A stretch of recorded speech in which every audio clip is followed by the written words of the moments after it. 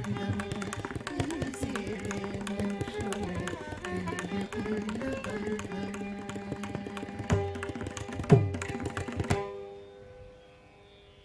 శ్రీరామ్, జై శ్రీకృష్ణ.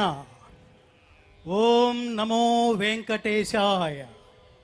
ప్రాంగణం అంతా పరమాత్మకు వినపడేట్టుగా ఈ నినాదాలతో మనం పునీతులు అవుదాం. ఒక్కసారి నాతో అందరూ కలిసి భగన్నామస్మరణ చేద్దాం. చెప్పండి, జై శ్రీరామ్, జై శ్రీకృష్ణ, ఓం నమో వెంకటేశాయ. ఏడుకొండలవాడ వెంకటరమణ గోవింద, ఆపద మొక్కులవాడ అనాథ రక్షక గోవింద.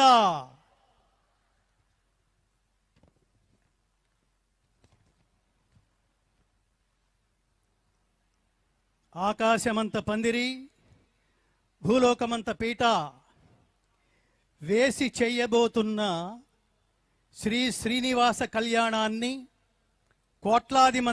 కోట్లాది మంది ప్రపంచవ్యాప్తంగా ఉన్న భగవద్బంధువులందరూ మరికొన్ని నిమిషాల్లో వీక్షించబోతున్నారు, పునీతులు కాబోతున్నారు.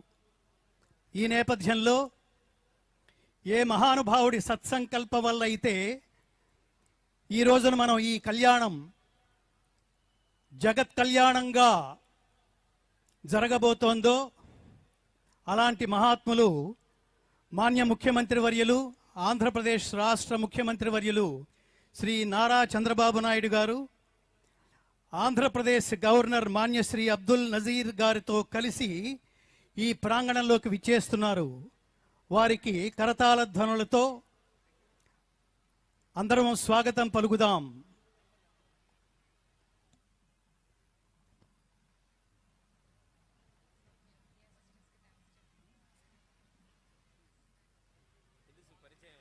ఇప్పటి వరకు పరమాత్మ ఇచ్చిన గాత్రాలను ఎంటర్టైన్మెంట్ కోసం కాకుండా ఎన్లైటైన్మెంట్ కోసం తిరిగి పరమాత్మకే త్వదీయం వస్తు గోవింద తుభ్యమేవ సమర్పయే. పరమాత్మ, నువ్వు ఇచ్చిన ఈ గాత్రాన్ని, ఈ పరిమళాన్ని, ఈ స్వరాన్ని తిరిగి నీకే సమర్పిస్తున్నానయ్యా అని చెబుతున్నట్టుగా ఇప్పటి వరకు వీణులు విందైన తమ గాత్రద్వయంతో వెంకటేశ్వర స్వామి పాదపద్మాలకు అన్నమయ్య ఎలా అయితే 32,000 సంకీర్తనల పుష్పాలతో స్వామివారిని అర్చించి, భజించి, సేవించి, తరించి కైవల్య ప్రాప్తిని పొందారో, అంతటి అనుగ్రహాన్ని పొందిన ప్రియా సిస్టర్స్ గాత్రాల మీదుగా ఇప్పటి వరకు అన్నమయ్య సంకీర్తనలని మనం విని పునీతులమయ్యాం. వారిద్దరికీ ఈ వేదిక ముఖతః తిరుమల తిరుపతి దేవస్థానం, ఆంధ్రప్రదేశ్ ప్రభుత్వం కృతజ్ఞతలు తెలియజేస్తోంది.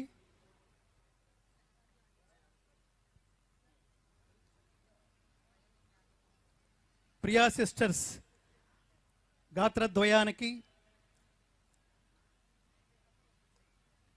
వాద్య సహకారం అందించిన, వయలిన్పై వాద్య సహకారం అందించిన రాఘవేంద్రరావు గారికి, అలాగే మృదంగంపై శ్రీ ఫల్గుణ్ గారికి, ఘటవాద్యంలో నిపుణులైన శ్రీ హరి గారికి తిరుమల తిరుపతి దేవస్థానం వారి కృతజ్ఞతలు తెలియజేస్తున్నారు.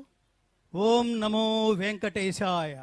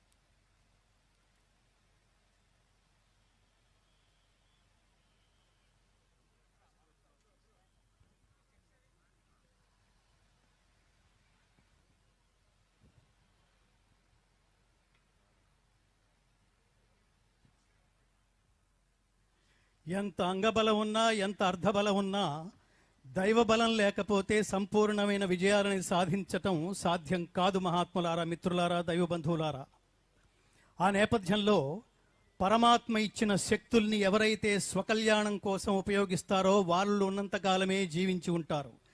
పరమాత్మ ఇచ్చిన శక్తుల్ని ఎవరైతే లోక శ్రేయస్సు కోసం, లోక కళ్యాణం కోసం ఖర్చు చేస్తారో, వినియోగిస్తారో, వాళ్ళు లోకం ఉన్నంత కాలం శాశ్వతంగా ఉండిపోతారు. ఈ రహస్యం తెలిసిన ఆంధ్రప్రదేశ్ ముఖ్యమంత్రి వర్యులు శ్రీ నారా చంద్రబాబు నాయుడు గారు తిరుమల తిరుపతి దేవస్థానం వారి ఆదేశాల మేరకు, వారి సంకల్పం మేరకి తిరుమల తిరుపతి దేవస్థానం ఇవాళ ఏర్పాటు